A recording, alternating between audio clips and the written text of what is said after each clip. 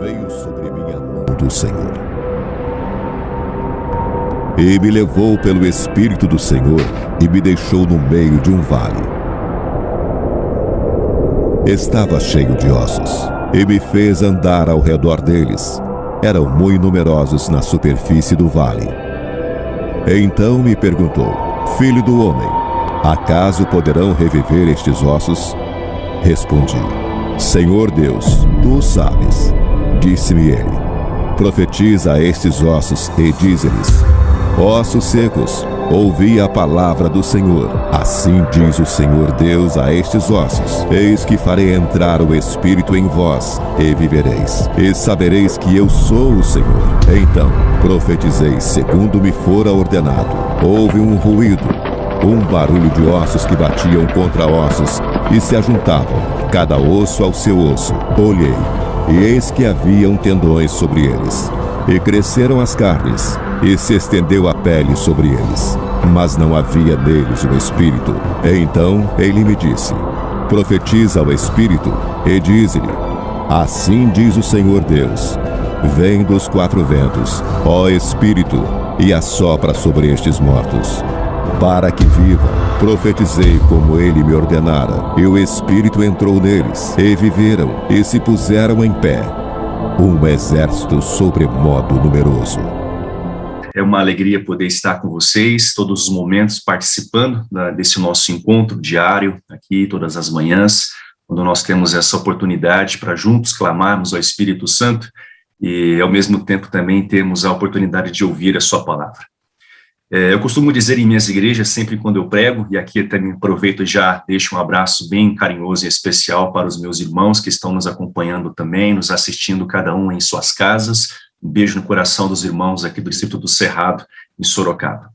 Mas sempre que eu prego em minhas igrejas, eu costumo dizer, nos momentos da nossa adoração, e o culto a Deus não é aquilo que nós assistimos, um culto não é uma coisa que nós participamos, mas culto é aquilo que nós oferecemos, é um serviço, é algo que nós prestamos ao Senhor.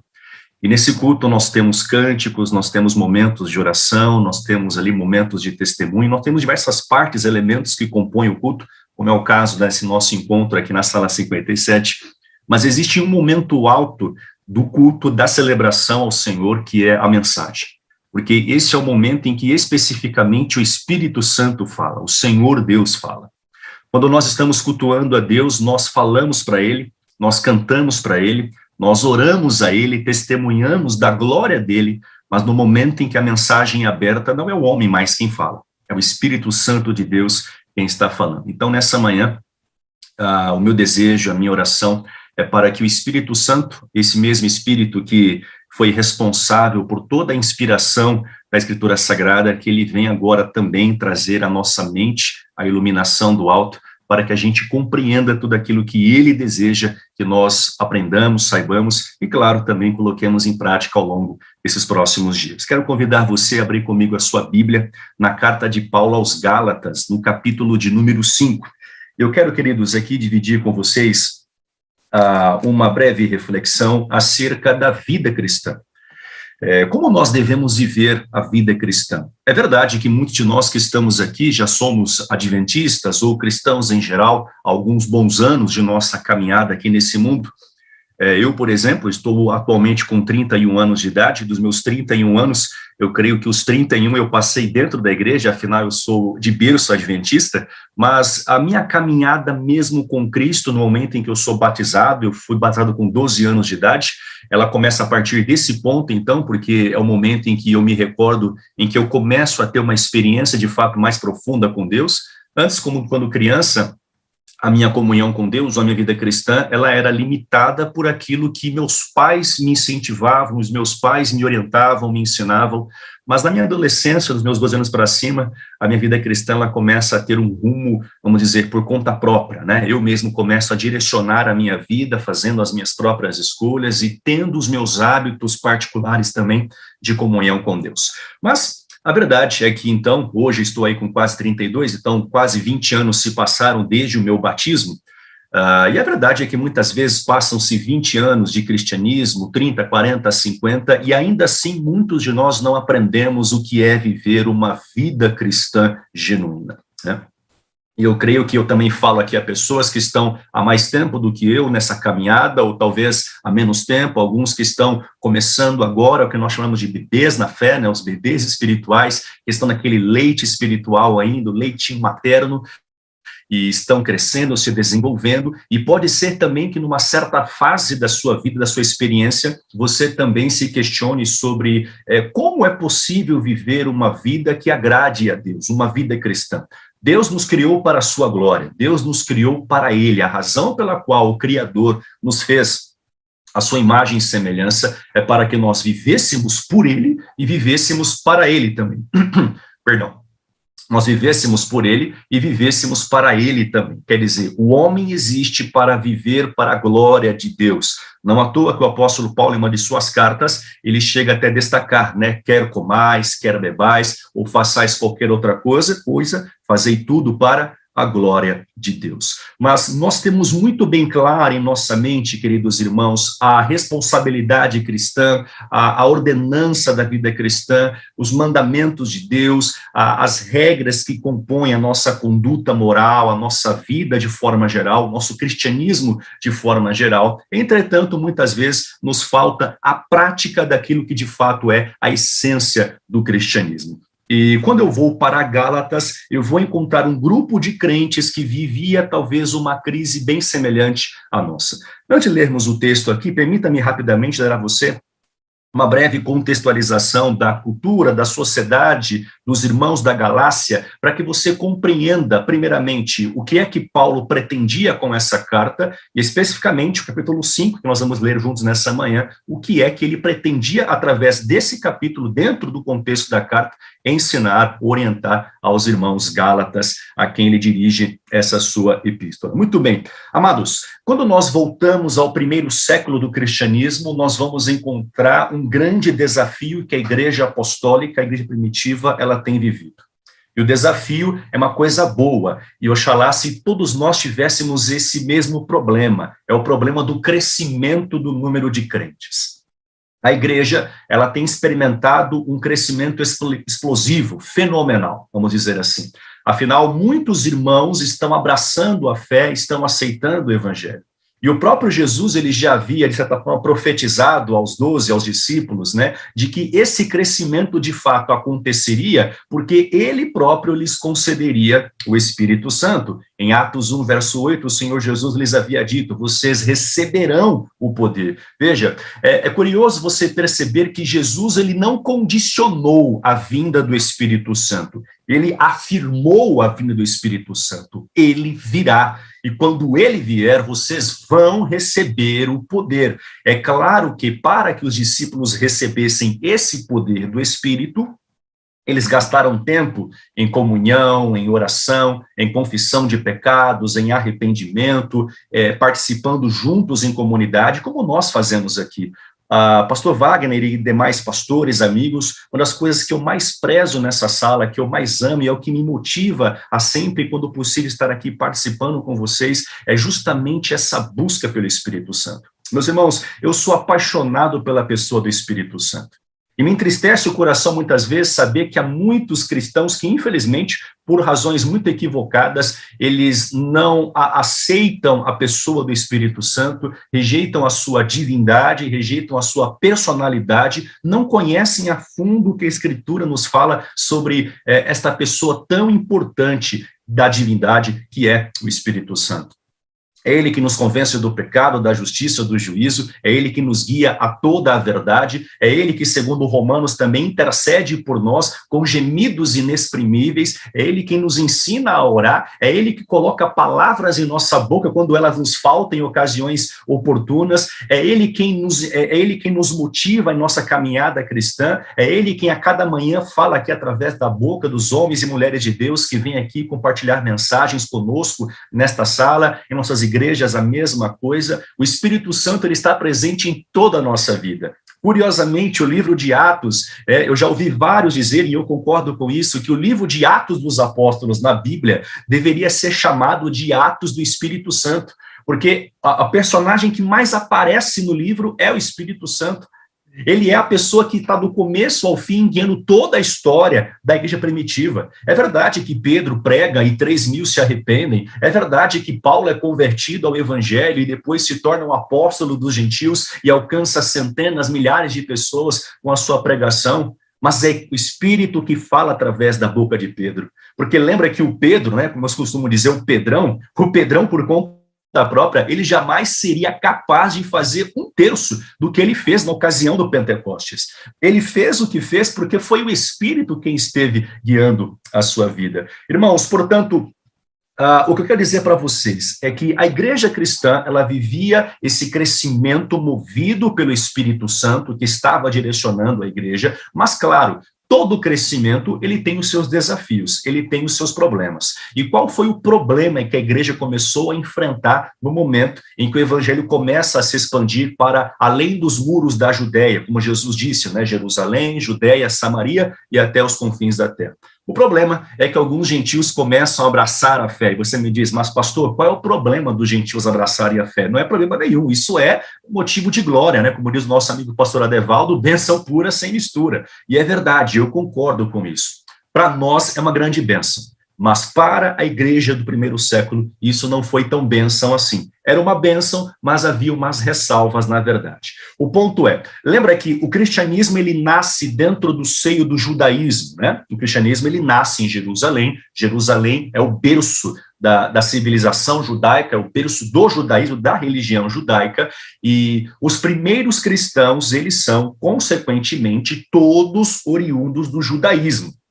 Jesus, ele era um judeu.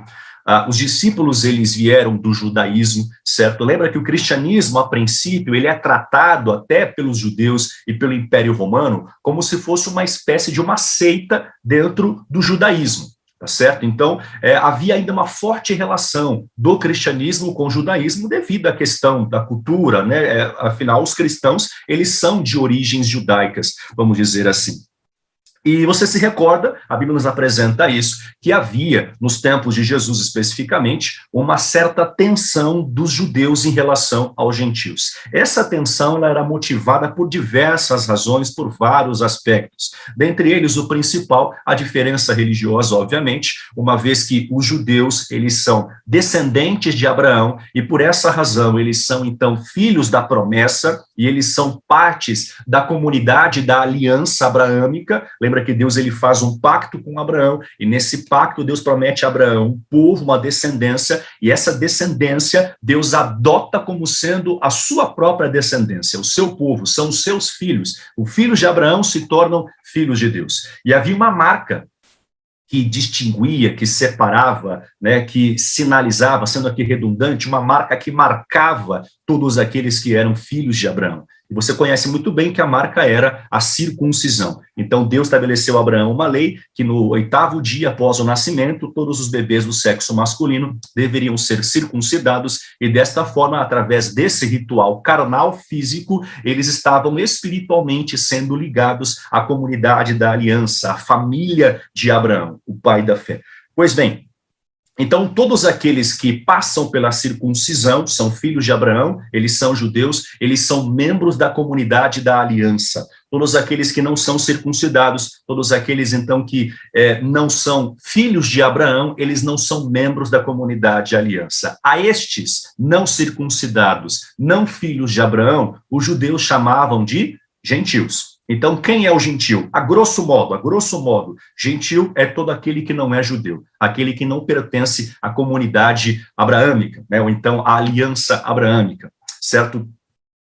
Então, havia essa tensão. Alguns judeus um pouco mais ortodoxos, um pouco mais, vamos dizer, fundamentalistas, exagerados, né, zelosos na sua religião, eles tratavam com certo desprezo os gentios e consideravam-os uma raça impura, imunda, porque boa parte do mundo gentil daquela ocasião, no contexto do Império Romano, de fato tinham práticas absurdas, práticas imorais, e se você voltar ao Novo Testamento, você vai ver que elas estão ali listadas, né, imoralidades sexuais, impurezas da carne, enfim, uma série de questões, depois que eles praticavam, que então os tornavam não somente pecadores, mas aos olhos da religião judaica, cerimonialmente impuros também, indignos de pertencerem à comunidade da aliança, tá? Então havia essa tensão. Mas o evangelho desconhece barreiras. Em Cristo não há separação. O próprio Paulo em Gálatas, ele afirma, né, que em Cristo nós somos um. Não há judeus, não há gregos, não há romanos, não há gentios, todos são um em Cristo Jesus. Jesus, ele derrubou o muro de separação que havia por razões étnicas, culturais, religiosas, quaisquer que fossem. Estas barreiras, elas não são admitidas no evangelho. Eu quero que você compreenda isso. As barreiras que o mundo cria, as barreiras que a sociedade cria, os muros que os homens levantam, dividindo, segregando, separando pessoas, grupos de pessoas, por quaisquer razões que sejam, elas não são admitidas dentro do evangelho. A igreja não é um lugar com paredes, na igreja não há muros, na igreja não há obstáculos, na igreja não há barreiras, porque a igreja é uma comunidade de pessoas de várias partes, de várias culturas, de várias personalidades, de vários contextos diferentes, mas que em Cristo todos então se tornam um só povo, uma só família, uma só humanidade, uma nova humanidade, como Paulo diz na sua carta aos Efésios. E ocorre que o cristianismo, então, avança e os gentios começam a receber o evangelho. Parte disso é devido ao apóstolo Paulo e o trabalho que ele realiza. Quando você lê ali Atos, capítulo de número 11 para frente, você vê que o evangelho começa a alcançar os gentios.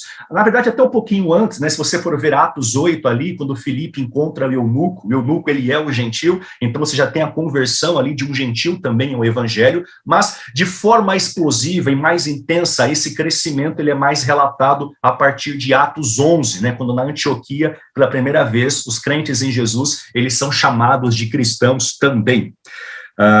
E então os gentios abraçam a fé. E essa tensão que havia do judaísmo para o mundo gentil, ela é, de certa forma, incorporada dentro do cristianismo. Por quê? A questão era a seguinte: como os gentios devem, então, viver a vida cristã? Porque os judeus, para eles, foi fácil.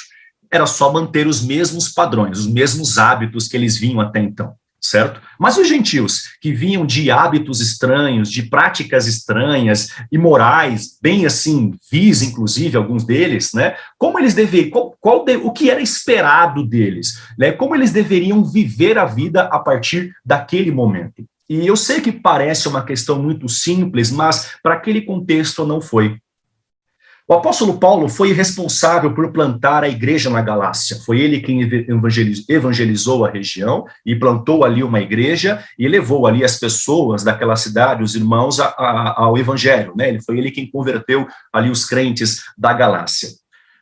Mas quando Paulo ele deixou a cidade, afinal ele não tinha condições de permanecer muito tempo no mesmo local, quando Paulo deixa a Galácia, acontece que alguns mestres judeus, a quem a Bíblia chama de judaizantes, eles eram convertidos ao cristianismo, mas eles ainda tinham uma mentalidade judaizante. O que significa isso? Nós vamos falar sobre isso agora. Veja, esses mestres judeus ou judaizantes, eles, ao perceberem que os gentios estão sendo incorporados à fé cristã, à comunidade da nova aliança, eles sentiram-se incomodados com isso. E por que incomodados? Porque, para eles, na verdade, antes dos gentios entrarem na nova aliança, eles precisavam, primeiramente, passar pela antiga aliança. Em outras palavras, para que um gentio se tornasse cristão, primeiro ele precisaria ser judeu.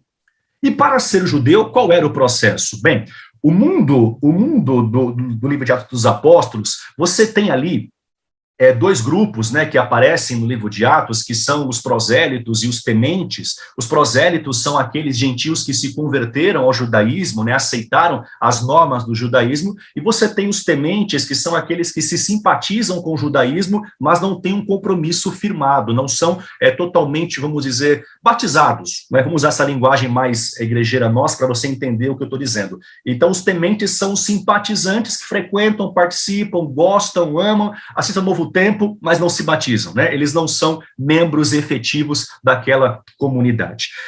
Esses grupos, eles tinham uma certa resistência, especialmente os tementes, né? Eles tinham uma resistência com o judaísmo por conta da circuncisão. Irmãos, eu sei que é um pouco constrangedor falar disso assim, mas você sabe que a circuncisão era um processo, para aquela época, sem qualquer anestesia, sem qualquer cuidado médico, sem qualquer tipo de amparo, né, que ali ajudasse o paciente a ter uma boa cirurgia, uma boa recuperação. Os instrumentos não eram esterilizados, bem cuidados, a coisa era bruta, rústica, seca, né, assim, a grosso mesmo, né? E logicamente que isso trazia uma série de sequelas, de problemas para os homens que passavam por isso. Se você quer um exemplo, quando você vai lá para Gênesis, né, quando tem aquele caso em que os filhos de Jacó, eles exigem que o povo de Siquém seja circuncidado para que eles tenham algum tipo de aliança ali junto com a família de Jacó, né, quando os siquemitas, eles são circuncidados, a Bíblia fala que eles ficam por alguns dias com febre altíssima, ali tremendo, tendo quase que uma convulsão, porque a coisa não era assim tão fácil como pode ser nos tempos modernos, né? E logicamente que esse processo sanguinário incomodava os homens, ainda mais na fase adulta, porque ninguém queria se submeter a um negócio tão terrorista como aquele. Então, por isso, alguns evitavam uma aproximação maior e por isso eram mais tementes e não judeus propriamente, né?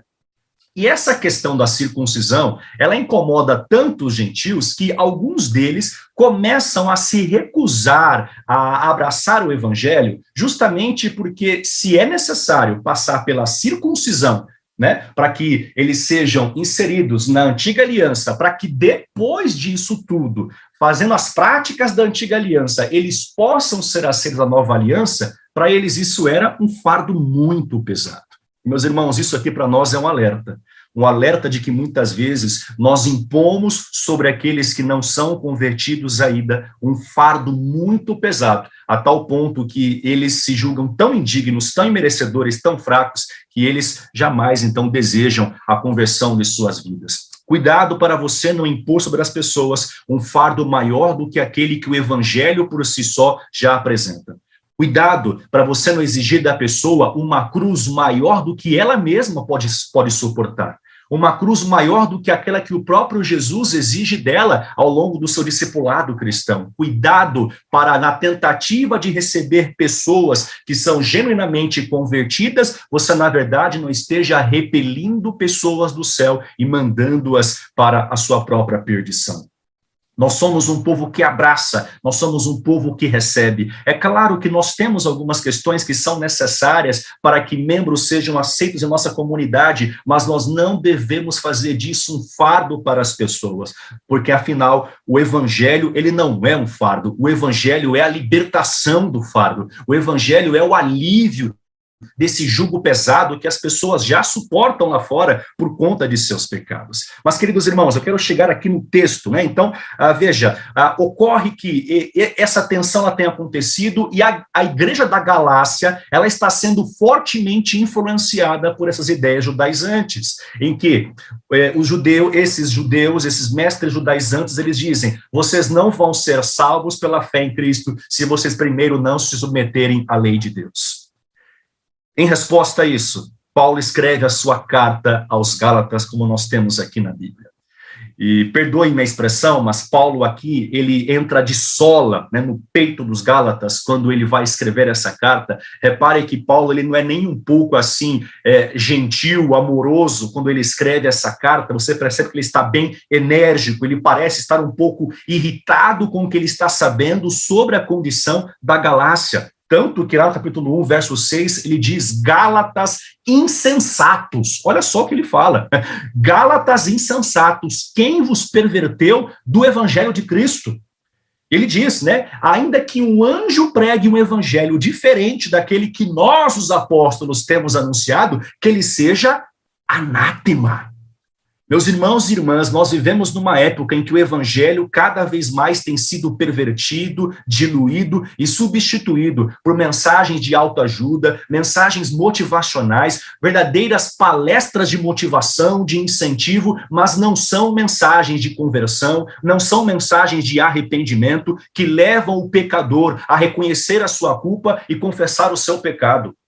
O evangelho tem sido adocicado, ele tem sido diluído na tentativa de parecermos agradáveis, palatáveis ao mundo, estamos diluindo e pervertendo o evangelho do Senhor Jesus. O evangelho, ele é arrependimento, o evangelho, ele exige confissão de pecados, o evangelho exige mudança de vida, o evangelho me aceita como eu estou, mas o evangelho não permite que eu continue vivendo dessa forma por toda a minha vida, porque o evangelho muda, transforma, regenera, converte, transforma. Aquele que está em Cristo, diz a Bíblia, é nova criatura, as coisas velhas se passaram, tudo novo se fez. Este é o evangelho. Agora, o problema da Galácia, que também é o problema que às vezes ocorre em nosso dia, é que muitas vezes o evangelho se torna um jugo pesado, e naquele caso o jugo pesado é um legalismo exacerbado que faz com que a vida cristã se torne pesada e amarga. Eu quero aqui me demorar um pouquinho falando para você sobre dois problemas que o cristianismo dos dias de Paulo enfrentava e que continuam sendo problemas nos dias de hoje também. O primeiro deles é um cristianismo legalista, uma religião legalista. O que é uma religião legalista? Uma religião legalista é aquela religião que diz, faça e você vai ser aceito. Obedeça, cumpra, viva dessa forma. Aqui está um checklist para o seu dia. Faça isso, faça isso, faça isso, faça isso. E se você conseguir ticar cada item dessa lista do seu checklist, você foi um bom cristão. Se você falhou em um, se você falhou em todos, você foi um péssimo cristão, foi um mau cristão. Se arrependa, se converta e amanhã faça as coisas corretas. Esse é o evangelho legalista. É aquele que impõe às pessoas regras e mais regras. É aquele que impõe às pessoas condições e mais condições para que elas frequentem a igreja, para que elas se batizem, para que elas venham a Cristo, para que elas, então, sejam aceitas na comunidade da nova aliança. E olha como é perigoso vivermos uma religião legalista. Olha como é perigoso, como é tênue a linha que nos separa do legalismo. Olha como é perigoso nós pendermos para esse lado que é maligno. E é justamente esse legalismo que Paulo combate em Gálatas. Veja, Paulo não é contra a lei. Alguns cristãos acabam, por razões também que são equivocadas, eles acabam confundindo, achando que Paulo está dizendo que nós não temos obrigação para com a lei. E Paulo não está combatendo a lei. O que Paulo está combatendo é o legalismo. Paulo não tem problema com a lei, ele próprio já havia dito, a lei é santa, justa e boa. O problema de Paulo é aqueles que se apoiam na lei para a sua salvação. E é por isso que em Gálatas 3:10 ele diz, maldito é todo aquele que está debaixo da lei. O que isso quer dizer? Que maldito é todo aquele que se apoia na lei, que se ampara na lei para ter a salvação. Porque a lei não pode salvar ninguém, porque não é esse o seu papel. A lei não salva, a lei revela o pecado, aponta o pecado, nos mostra qual é o caminho, mas ela não nos conduz pelo caminho, não guia pelo caminho. Não é ela quem salva, não é ela que nos leva para a redenção. Cristo salva. Pela graça sois salvos mediante a fé. Isso não vem de vós, é dom de Deus. A graça nos salva, é a graça que nos ajuda a vivermos conforme a lei, e não o contrário, a lei que nos ajuda a viver conforme a graça. E Paulo combate isso. Olha como ele começa, Gálatas 5, verso 1, para a liberdade foi que Cristo nos libertou. Veja, até parece um pouco redundante ele falar isso, né? Foi para a liberdade que Cristo nos libertou. Ora, Paulo, se é livre, se é liberdade, então libertou. Se libertou é para liberdade, não tem para onde fugir. Ninguém liberta para prisão, para escravidão. É liberdade para liberdade, liberta para ser livre. Mas Paulo, ele está quase que desenhando, sabe? Quando você fala uma coisa para a pessoa não entende, se fala assim, eu vou desenhar, peraí, né? Deixa eu desenhar para você ver se você entende. Paulo faz isso aqui em Gálatas. Ele está desenhando, gente, irmãos Gálatas, eu vou desenhar para vocês, tá? Cristo nos libertou para sermos livres. Liberdade, gente. E olha o que ele fala. Por isso, permaneçam firmes nessa liberdade e não se submetam de novo a jugo de escravidão. Esses gentios que abraçaram a fé, eles vieram de uma escravidão, a escravidão da carne, a escravidão do pecado, e eles sabem quão pesado é esse jugo. Mas agora, eles deixam esse jugo da escravidão para viver um outro jugo, que é o de uma religião legalista. Olha o verso 2. Eu, Paulo, lhes digo, se vocês se deixarem circuncidar, Cristo não terá nenhum valor. No 3, ele diz, de novo testifico a todo homem que se deixa circuncidar, que o mesmo está obrigado a guardar toda a lei. O que ele quer dizer com isso? Gente, se vocês estão procurando obter o agrado de Deus com base na lei, com base na obediência, com base na circuncisão, se vocês estão buscando obter a aprovação, a justificação, a salvação por obras, por méritos próprios, vocês estão condenados a serem escravizados por isso e guardarem toda a lei para a salvação. Mas nós temos que guardar a lei, pastor. Nós temos, mas qual é o problema? O problema é que nós não conseguimos fazer isso o tempo todo, a todo momento, todos os dias, todas as horas de nossa vida. E a razão pela qual Cristo morre por nós é porque nós não somos capazes de guardar a lei de Deus. A razão pela qual Jesus ele morre por nós é porque nós não conseguimos guardar a lei, somos transgressores da lei, e ele vem nos salvar da ele vem nos salvar da condenação da lei, para que, através de sua graça e poder, tenhamos condições de agora, justificados pela fé, vivermos em obediência pelo Espírito Santo a toda essa lei, porque é o Espírito, segundo Romanos 8, é o Espírito que nos habilita à obediência, é ele que nos ajuda, é ele que santifica a nossa vida, é ele que trabalha em nossa santificação. Então, Paulo diz, se vocês querem, então, guardar a lei, fazer a circuncisão para serem salvos, façam tudo, guardem tudo. Mas entendam, se vocês tropeçarem num só ponto, vocês se tornam culpados de todos e vocês são transgressores e vocês vão perder a salvação. E detalhe, no verso 4 ele diz, vocês que procuram justificar-se pela lei, estão separados de Cristo e caíram da graça de Deus. Paulo diz àqueles irmãos que uma religião legalista não é uma religião que leva a Deus. Aqueles que se amparam no legalismo, nesse sistema escravizador da vida cristã, para que então eles tenham justificação, tenham a aprovação de Deus, eles caíram da graça. Eles vivem uma vida, tão seca e árida como de um deserto. Não é uma vida frutífera, não há vida na verdade. É algo seco, é algo amargo, é algo árido. Esta é a vida de um legalista. No verso 5 ele diz, porque nós pelo Espírito aguardamos a esperança da justiça que provém da fé. Aponta mais uma vez para a salvação pela fé. E diz, porque em Cristo Jesus nem a circuncisão, nem a incircuncisão tem valor algum, mas a fé que atua pelo amor. A fé que atua pelo amor. Paulo está dizendo, não é uma vida legalista que vai resolver as coisas em nossa vida, mas é uma fé que atua pelo amor. Ou seja, qual é o antídoto para vivermos uma religião que não seja tão fria e calculista como uma religião legalista? O antídoto é o amor.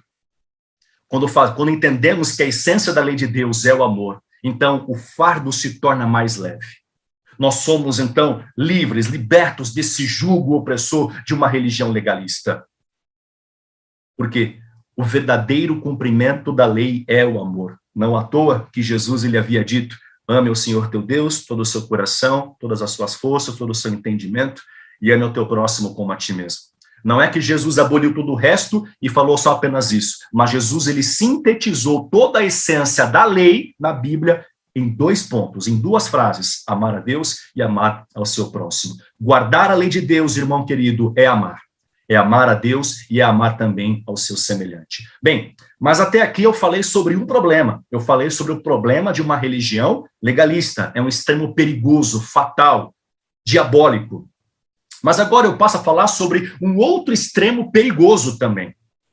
E essa é a outra face da moeda, porque se o legalismo é perigoso, o outro lado é tão perigoso quanto, e tão devastador quanto. E qual é o perigo? O perigo de uma vida licenciosa. O perigo de uma vida sem lei, de achar que estou debaixo da graça, estou salvo pela graça, e eu posso ver a vida do meu jeito, como eu quiser, da forma como eu quiser, enfim, e não tenho nenhum compromisso, nenhuma responsabilidade para com Deus. E Paulo também combate essa religião libertina, que acha que pode viver à vontade a sua vida, sem qualquer obrigação para com Deus, porque a graça perdoa tudo, a graça salva tudo. O famoso teólogo alemão, Dietrich Bonhoeffer, ele diz, né, a graça barata. Graça barata é o cristianismo sem discipulado. Ele quer a salvação, mas não quer o discipulado. Ele quer Jesus como Salvador, mas não quer Jesus como Senhor. A graça barata é a graça que quer a bênção, mas não quer ser bênção na mão de Deus. O crente que quer ser abençoado, mas ele não quer abençoar. A graça barata é aquela que ele tem que ser amado, tem que ser aceito, mas ele não quer amar. Não quer aceitar.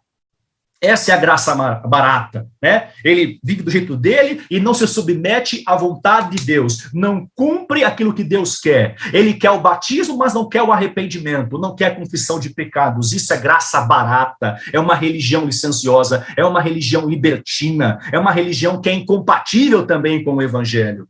Se o legalismo é perigoso, essa libertinagem, essa licenciosidade, ela é tão perigosa quanto. E, meus irmãos, esses são dois lados que nós precisamos combater também. Não podemos viver uma religião legalista, mas cuidado, não podemos também viver uma religião libertina, licenciosa, em que a lei não tem nenhum papel, nenhum valor na nossa vida cristã.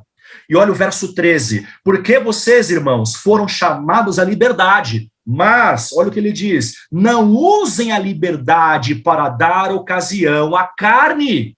Ei, queridão, ele fala, vocês estão livres, não voltem à escravidão, não se submetam a esse jugo do legalismo. Epa, mas queridão, peraí, não vão também para o outro lado. Não sejam, então, assim, tão licenciosos, tão libertinos, a ponto de dar ocasião à carne. Não use a liberdade para viver do seu jeito. Em outras palavras, olha o que diz Paulo. Pelo contrário, sejam servos uns dos outros pelo amor. O evangelho nos liberta da escravidão do pecado, da escravidão da lei, do legalismo, nos liberta de uma vida licenciosa, para que nós sejamos livres. Mas essa liberdade cristã, a liberdade cristã significa o quê? A liberdade cristã é escravidão em Cristo Jesus. Eu sei que parece antagônico, mas a escravidão, a servidão que Deus quer de nós é a servidão do amor. Olha o que ele diz, sejam servos uns dos outros pelo amor. Interessante, né? O verso 14, ele fala, porque toda a lei se cumpre em um só preceito, a saber, ame o seu próximo como a você mesmo. Interessante, no verso 6, que nós lemos aqui agora há pouco, diz que o remédio para uma religião legalista, qual é? O amor. E qual que é a solução para uma religião licenciosa, libertina? É o amor. Em outras palavras, o que é o cristianismo genuíno? O cristianismo genuíno é aquele baseado no amor. O amor nos impede de viver uma religião fria, calculista, como o legalismo, e o amor também nos impede, nos torna imunes de viver uma religião licenciosa, como essa do verso 13, em que a pessoa ela usa a liberdade dela para fazer o que ela quiser. O amor é o antídoto que previne os dois extremos. O amor é o que corrige esses dois erros da vida cristã. O legalismo e essa religião frívola, né? Essa religião de libertinagem. O amor corrige esses polos. Então, um cristão não pode viver nem desse lado, nem desse lado. O cristão, ele vive de uma forma diferente. E qual é o caminho para um cristão? Paulo diz, ame uns aos outros. Interessante, né? Paulo não fala como Jesus, ame o Senhor teu Deus e ame o seu próximo. Ele diz, toda lei se cumpre em um preceito, ame o seu próximo como a você mesmo. Sabe por que Paulo faz isso, irmão? Paulo faz isso porque não existe a possibilidade de você amar a Deus sem você amar ao seu irmão. O verdadeiro cumprimento da lei que diz ame a Deus, sabe qual é? É você cumprir o mandamento que diz ame o seu próximo. Amar a Deus é amar as pessoas. Amar as pessoas é o que mostra o quanto você ama a Deus. Amar aos seus semelhantes, amar aos seus irmãos, Esse movimento do amor que nós praticamos aqui, é isso que nos torna cristãos. Jesus disse, amem uns aos outros. Nisto, todos saberão que vocês são os meus discípulos. É o amor que nos torna cristãos. É o amor que nos previne de uma religião seca, como é o legalismo, e dessa religião muito quente também, até demais da conta, que é essa religião licenciosa, sem lei, sem qualquer responsabilidade para com Deus. O amor. Mas é o amor para o próximo. Por isso que João disse na sua carta, não é? Filhinhos, amemos uns aos outros, porque o amor procede de Deus. Aquele que não ama não conhece a Deus, porque Deus é amor. Aquele que diz, eu amo, mas odeia o seu irmão, é mentiroso, diz João, e nele não está a verdade. Olha, queridos irmãos, a maior incoerência do evangelho é um cristão que não ama. A maior incoerência é o crente que diz que ama a Deus, mas odeia seu irmão, fala mal do irmão, faz fofoca, cria intriga, critica, diz coisas horríveis, maltrata seu irmão, trata com desprezo, com segregação as pessoas. A pior incoerência é um cristão que é um racista, é um cristão que é um sexista. A pior incoerência é um cristão que não sabe amar as pessoas.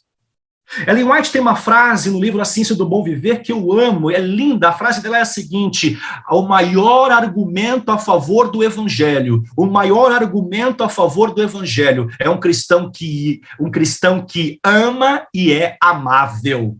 O maior argumento a favor do evangelho é um cristão que ama e que é amável. E então eu tomo a ousadia aqui de dizer também que o pior argumento para o evangelho, ou vou dizer, o maior argumento contra o evangelho é um cristão que não ama, um cristão que não é amável, um cristão que fala palavrão, um cristão que é um verdadeiro ranço, que ninguém suporta, vai para a igreja de cara feia. Olha, eu fico incomodado, como às vezes tem gente que vive de cara feia, né? Cara fechada, assim, sisuda, achando que cara feia é santidade. Mas dizia minha linda mãezinha, cara feia para mim é fome, moleque. Dizia para mim, né? Ficava cara feia, ela me dava bronca, e ela falava, cara feia para mim é fome, então vai comer. Ei, irmão, cristão de cara feia, cristão de cara fechada, cristão que não dá bom dia para o seu irmão, que não dá um feliz sábado, um cristão que não sabe dizer que ama o seu irmão, um cristão que tem receios em amar, é uma incoerência. Não é esse o evangelho. Agora, eu quero então partir para a parte final dessa nossa mensagem, apresentando o verdadeiro caminho que Deus espera de nós. Eu disse que essa mensagem tem como foco a vida cristã. Como viver a vida cristã? Já vimos aqui como não viver, não sendo legalista e não sendo licencioso também. Mas como viver a vida cristã? Você quer saber? A Sala 57, ela já tem, de certa forma, a pista para você. O Espírito Santo. Não é ele que nós buscamos aqui todos os dias? Olha então o verso 16. Em contrapartida a tudo que Paulo apresentou, os extremos perigosos, agora ele mostra o caminho certeiro. E qual é o caminho certeiro? É esse. Verso 16. Digo, porém, o seguinte: vivam no Espírito e jamais satisfarão os desejos da carne. Ei, queridão, quer viver uma vida que agrada a Deus? Viva no Espírito. Quer ser um cristão de verdade, um cristão genuíno? Viva no Espírito. O que é viver no Espírito? Qual a importância dessa vida no Espírito? Falamos do Espírito, cantamos aqui essa linda canção pela manhã, né? Vem Espírito Santo, nós clamamos, suplicamos, pedimos, oramos pela tua vinda, pela tua presença, mas o que é viver no Espírito? Ei, uma coisa é você chamar, clamar, orar, pedir pelo Espírito, outra coisa, querido, é você viver no Espírito. É você ser guiado, dirigido, direcionado pelo Espírito. São coisas diferentes. Às vezes é possível você falar do Espírito, pregar do Espírito, cantar do Espírito, orar ao Espírito, clamar ao Espírito, pedir a chuva serôdia e você não viver no Espírito. E se você não vive no Espírito agora, na fase, como diz a Bíblia, da chuva temporã, não se iluda pensando que na chuva serôdia a sua vida vai ser resolvida. Porque quando a chuva serôdia vier, queridão, o Espírito Santo virá como chuva serôdia para aqueles que viveram o Espírito na chuva temporã, agora. agora, nesse momento. Se você despreza o Espírito agora, não pense que o Espírito vai tomar posse de você amanhã, no alto clamor, na chuva serôdia, porque não vai.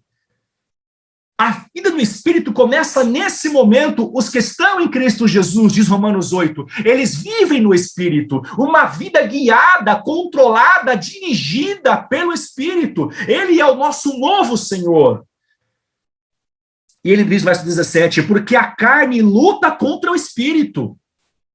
E o Espírito contra a carne, porque são opostos. Não há comunhão entre Espírito e carne. Um cristão no Espírito não pratica obras da carne. E um cristão carnal não vai praticar obras do Espírito. Porque eles são opostos, militam entre si. E olha o verso 18. Se são guiados pelo Espírito, vocês não estão debaixo da lei. Aí no verso 19 até o verso 21, Paulo, ele desdobra um pouco mais as obras da carne. Olha o que ele fala. As obras da carne são conhecidas. E são imoralidade sexual, impureza, libertinagem, idolatria, feitiçaria, inimizade, rixa, ciúmes, ira, discórdia, divisão, facções, inveja, bebedeira, orgia, coisas semelhantes a estas. Declaro a vocês, como já antes o preveni, que os que praticam tais coisas não herdarão o reino de Deus. Está vendo tudo isso aqui, do verso 19 ao 21? Todo aquele que pratica uma que seja dessas coisas, diz Paulo, não herdará o reino de Deus. Por quê?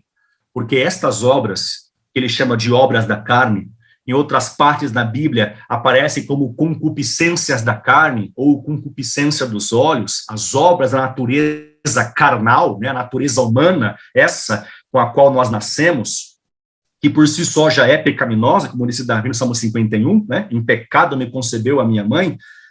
Essas obras, elas são opostas ao Espírito. Elas militam contra o Espírito. Então, por isso, quem pratica tais coisas não pode entrar no reino de Deus. Mas, olha o verso 22, que bonito. Mas o fruto do Espírito é. Sabe o que é interessante? Uma breve pausa aqui. Sabe o que é interessante? Paulo apresentou as obras, plural, da carne. E listou aí uma lista exaustiva, né?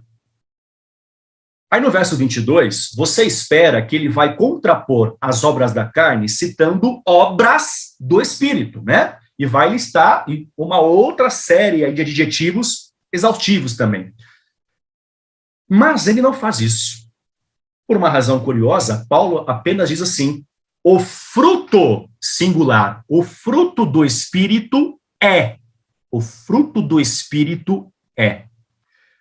Antes de eu falar sobre o fruto do Espírito, algumas considerações importantes aqui. Primeiro, pensemos numa árvore. Para que uma árvore dê fruto, e aí eu peço ajuda aos nossos cultivadores, agricultores, o pessoal da jardinagem aí que gosta, né, de mexer com plantas, com árvores, que entende aí dos frutos. Vamos lá. Para que haja fruto numa árvore, o que ela precisa?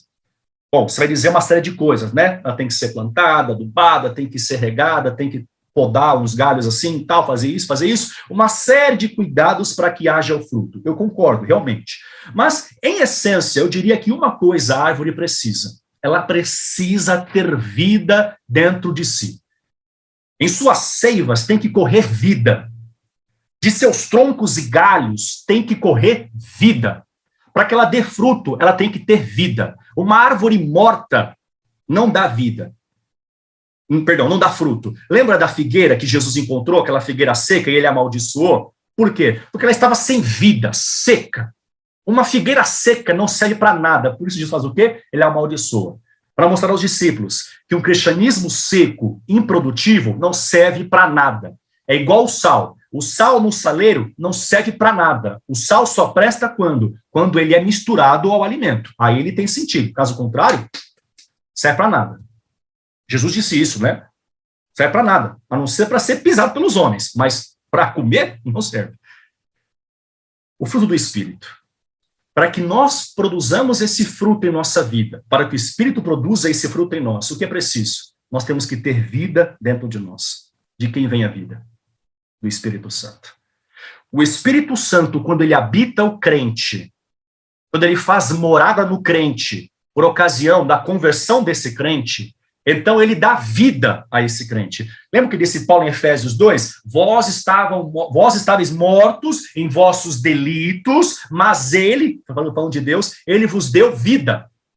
Como ele vos deu vida? Aí ele fala da graça, Jesus que morreu e tudo mais, né? E então lá em Romanos ele complementa que é o Espírito que dá essa vida, quem promove essa vida abundante em nós. O Espírito produz em nós a vida. Quando o Espírito habita em nós. Olha só, querido, grave bem isso com você. Essa é a parte agora essencial dessa mensagem. Quando o Espírito Santo habita o crente, qual é a obra que ele faz no crente? A obra é o verso 22. Ele produz o seu fruto no crente. Agora, o fruto, ele vai se desdobrar em várias camadas. Eu não sei como é que você conhece aí na sua região em que você mora, eu sei que temos aí irmãos de várias partes do Brasil, alguns até do mundo. Eu conheço como mexerica, alguns chamam de bergamota, alguns até de tangerina, não sei se tem diferença aí, mas, enfim, o fato é, para mim é mexerica, né? Ou bergamota para alguns aqui. Mas pega lá, a bergamota, a mexerica, é um fruto. Quando você descasca, quando você abre a mexerica, ela tem vários gominhos, não tem? Tem lá os gomos, e você tira um, come, tira outro, vai comendo, não é assim? Pois bem, imagina o fruto do Espírito como sendo uma espécie de uma mexerica, em que ele se desdobra e você encontra várias camadas, gomos que compõem esse fruto. Quais são esses gomos? Paulo diz, o fruto do Espírito é, primeiro, amor, alegria, paz, longanimidade, benignidade, bondade, fidelidade, mansidão, domínio próprio. O fruto do Espírito produz essas marcas na vida do crente. Em outras palavras, um crente cujo o Espírito habita, um crente em quem o Espírito Santo habita, faz morada nele, ele tem 9 marcas que mostram, evidenciam o fruto do Espírito nele. Amor, paz, alegria, paz, longanimidade, benignidade, bondade, fidelidade, mansidão e domínio próprio. Contra essas coisas, diz Paulo, não há. Contra essas coisas não há lei. Eu não tenho aqui condições, tempo, fica para uma outra ocasião, quem sabe, aí a gente pode falar só sobre esse fruto do Espírito especificamente, numa outra mensagem, mas interessante, essas características, né, como eu disse, elas então são nítidas na vida de um cristão que é transformado pelo Espírito, guiado pelo Espírito, vive no Espírito, e que ele é a habitação do Espírito. Então, se o Espírito de Deus habita em você, quais são as evidências disso? As evidências são amor, alegria, paz, longanimidade, benignidade, bondade, fidelidade, mansidão e domínio próprio. Se as pessoas virem essas coisas em vocês, o Espírito Santo habita em vocês. E os que são, verso 24, e os que são de Cristo Jesus crucificaram a carne com as suas paixões e desejos, diz Paulo. Ele conclui, se vivemos no Espírito, andemos também no Espírito. Se vivemos no Espírito, andemos também no Espírito. Queridos irmãos, a nossa vida cristã, ela tem algumas opções. Você pode optar por um caminho seco, frio, sem vida, de um legalismo, que não vai te levar à salvação. Você pode também optar pelo outro oposto, outro extremo. Uma vida toda graça, não, vamos lá, viver do meu jeito, né? Não, isso aí não é para o nosso tempo, isso foi abolido, ou isso aí não é assim, Deus é amor, Deus aceita, Jesus é desse jeito, venha como você está, fica como você está. Você pode viver essa vida licenciosa também.